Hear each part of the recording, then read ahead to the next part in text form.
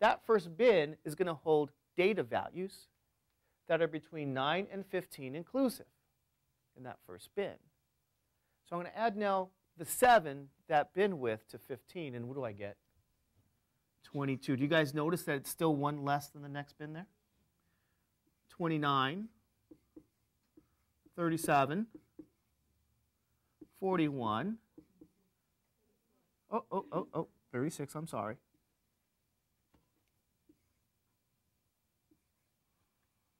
Plus, what's 36 plus 7?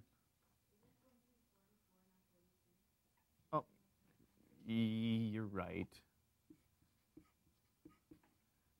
What's 36 plus 7? Is that 43?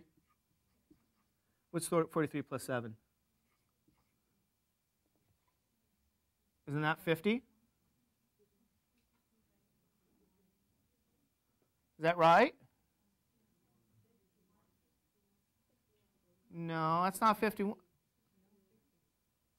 That's not 51. That's not 51. Isn't 7 plus 43? Let's see. 15 plus 7, 22, 29, 36, 43, 51. Oh, I guess I'm going to have to do what? 51 to 57. Okay. And we'll explain this process after we go through some sort of information here, this example, okay? And so what I'm going to do now is this. Probably more important than the previous example is now we're really going to have to go through this tally thing, because if I'm going to have bins, this is my first bin. This is my second bin. This is my third bin. This is my fourth bin. This is the fifth bin, the sixth bin, and it looks like the seventh bin. Okay. Fine. What we're now going to do is any age or data value that is between 9 and 15, we're going to put in what bin? What bin? The first bin. Any data value between 16 and 22, we're going to place where? The second bin. Between 23 and 29, the third. Where would somebody who's age 45 belong in? The sixth bin. Why? Because that bin holds what? Data values that are between 44 and 50. Is that true? What if you were 18? What bin are you going to go in? Second bin. Is that true? What if you were 32? Fourth bin. 35. Fourth bin. 45. Sixth bin. You guys see what I'm saying?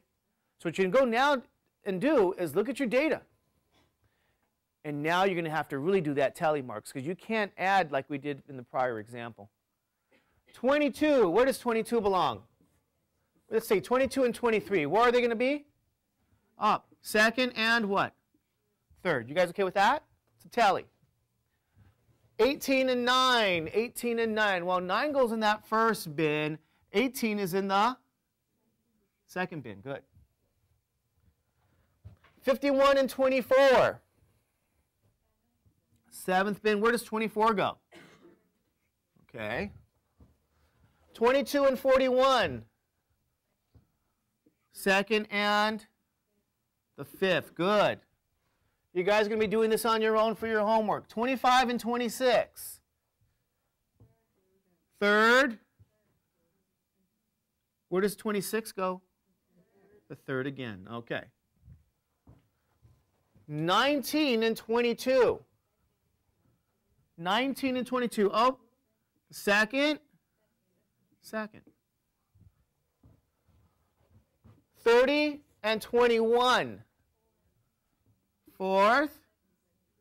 Second. 22 and 20. Both are in the second. Is that true? 21 and 32. Second and fourth. Okay. And finally, 22 and 36. Second. Where does 36 go? The fourth. Okay. This is my tally. On homework and possibly a test, if they're giving you data values like this, they say create bins, with this sort of information, we'll talk about that later, you're going to have to go through that tally business. Okay?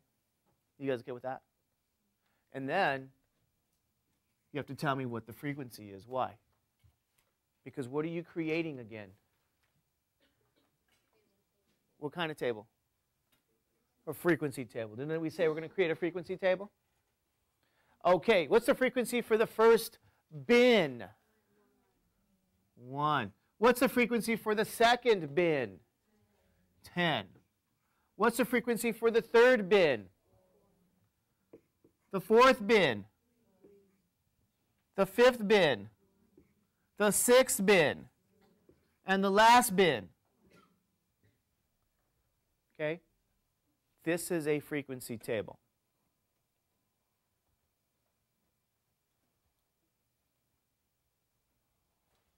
Okay? It's a frequency table. Now, here's what I'm going to do to you. See what you guys get.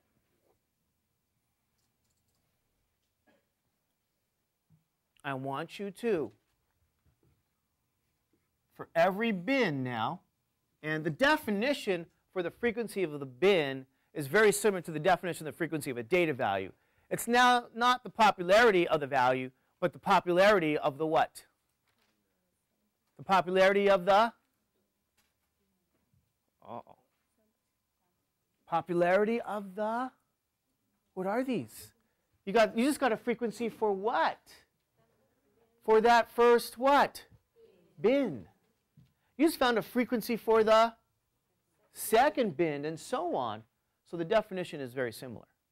Just like the definition for relative frequency is similar. So I want you to determine now, not for data values, but for bins, the relative frequency.